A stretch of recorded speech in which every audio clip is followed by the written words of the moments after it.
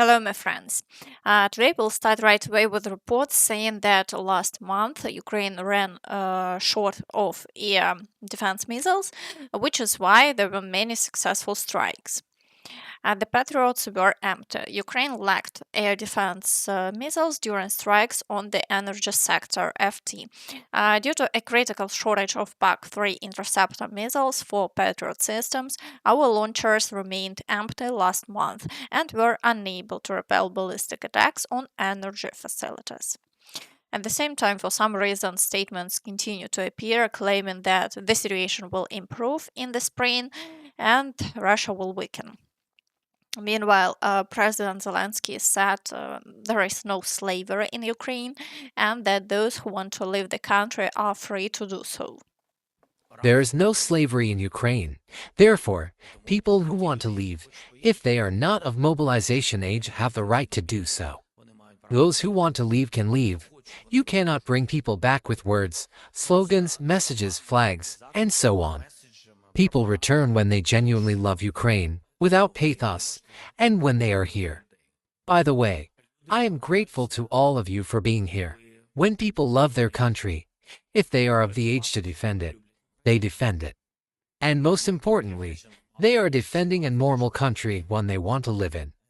Conditions are what bring people back, are those who left for various reasons.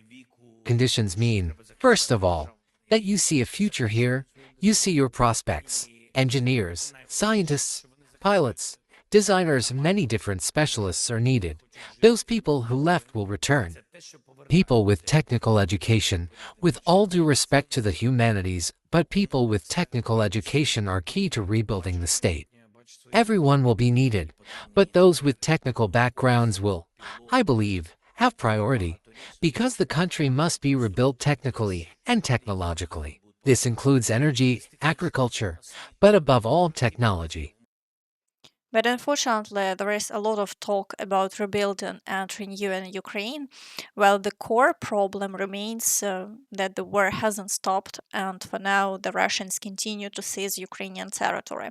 According to foreign analysts, over the past week, Russian forces managed to capture another 65 square kilometers, and it is 95 square kilometers with the gray zone. As a result, the situation remains very difficult, and the Russians are gradually advancing.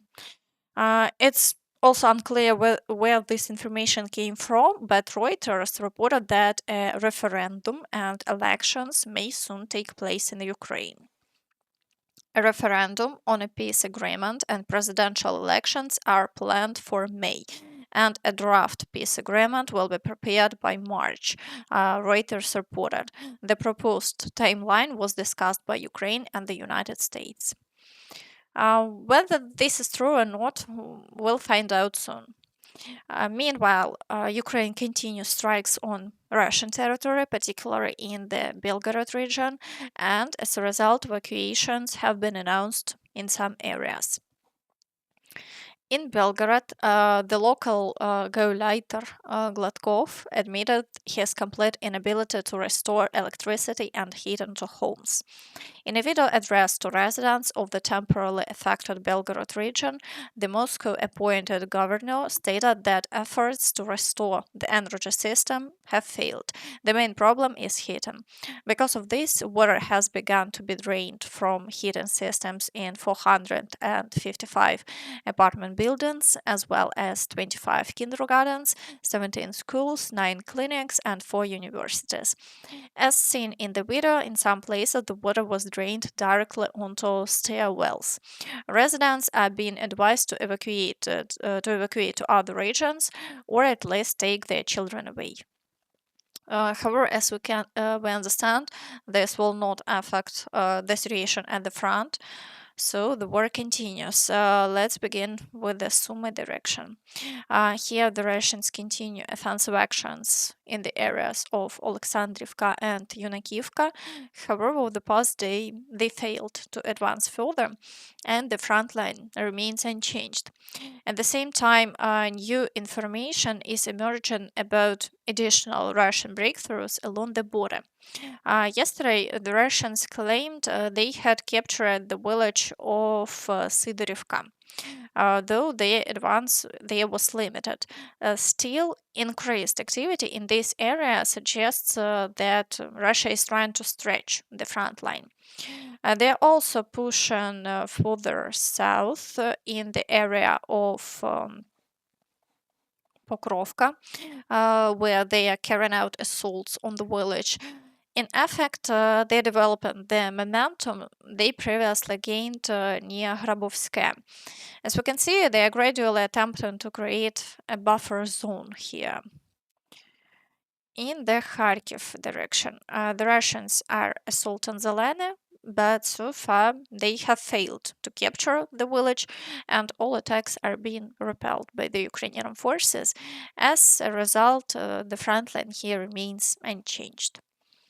In the Vovchansk area, the Russians are attacking the villages of Staritsa, Gravske, pushing toward Liman, while fighting continues on the outskirts of Vovchansk and Vovchansky Hutory. However, both over the past day and earlier, the front line here has remained unchanged. In the Veliki Burluk direction, there was a statement from the Russians a few days ago claiming that they had captured Chugunivka. At that time, the Ukrainian side didn't confirm the capture of the settlement. However, last night, information appeared that the village had been cleared of Russian forces. This suggests that the Russians did indeed break through and took control of the village for a time, but the Ukrainian forces carried out a successful counterattack. As of now, the front line in this area remains unchanged, although it's clear that villages are changing hands. The Russians are also assaulting Gregorivka, but they have made no advances there. In the Kupiansk direction, the Russians are attacking Petropavlivka, Peshane, Kurylivka, and Glushkivka. Here as well, the Russians have claimed to have captured a village, but so far the Ukrainian side hasn't confirmed this information, so we are waiting for clarification. In the Borova direction, the Russians are assaulting Novakrugliakivka and Kopanky and attempting to break through toward Sheikivka. But they haven't been able to advance further. There have been no changes over the past day. In the Liman direction, the Russians are pushing in the Zarychne area, assaulting Stavky, advancing near Drobышеvo and the village of Sarednya, and storming Novoselivka. The situation is difficult, but for now there are no new changes along the front line. In the Slovyansk direction, the Russians are pushing toward the village of Dibrova, advancing past Zakitne, Dronivka, and in the Riznikivka area, and toward the outskirts of Rayolexandrivka. Essentially, the Russians are already on the final stretch and are trying to straighten the front line for a further advance on Slavyansk. Fighting continues and the situation is very difficult. In the Kramatorsk direction, assaults have resumed. The Russians are attacking Privilla, Minikivka, and Ryhov-Vasilivka. They're also shelling Kramatorsk, but over the past day they have failed to advance further. In the Kostantinivka direction, the Russians are assaulting Pretechene, the outskirts of Kostantinivka, Plashivka, Berostok, Ilyinka, and Stepanivka, and are pushing past Ivanopille. Shelling is ongoing, but for now there have been no changes along the front line. In the Dobropilla direction, the Russians are attacking the villages of Vilna, Novy Donbass, and Biletsky. Here, they are clearly trying to finish off several settlements that are partly in the gray zone and move closer to Dobropille. The distance from the current front line to the city is only 5.5 kilometers, making this situation catastrophic. As we can see, the breakthrough northward to Zoloty Kolodys hasn't been cut off. Only the outer villages will partially cleared. The Russians managed to hold their positions and are now gradually advancing in the Pokrovsk direction. The Russians are assaulting Rodinsk and Hryshine from two sides and are pushing toward Sergiyevka. Activity remains very high, but so far there have been no changes over the past day. In the Novopavlivka direction, the Russians continue attacks inside the city, assaulting Filia and Ivanivka, but here as well the front line remains unchanged.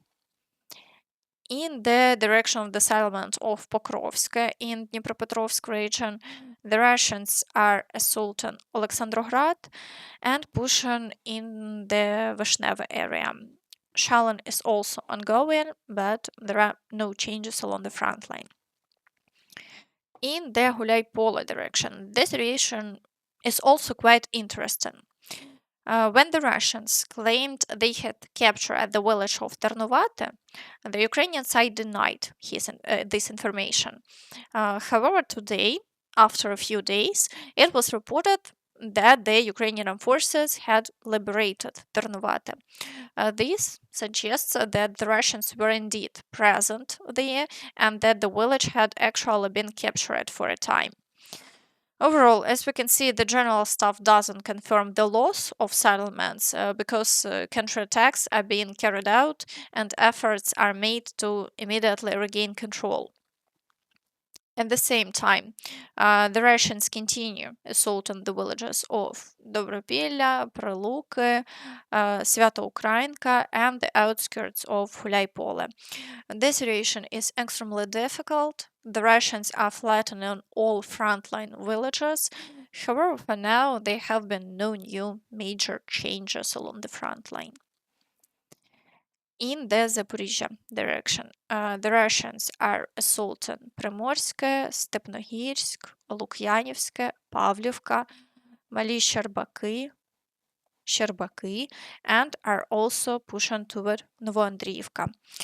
There hasn't been such high activity here for a long time, so for now we are waiting to see how this new wave of attacks will end. In the Kherson direction, the Russians are advancing in the area of the Antonievsky Bridge and shell on the right bank, but they have achieved no success, and the situation here remains stable. And that's all from me, so please don't forget to like this video, subscribe to the channel, and hit the notification bell to stay updated on all the latest news. Thank you for watching, and see you next time. Bye bye.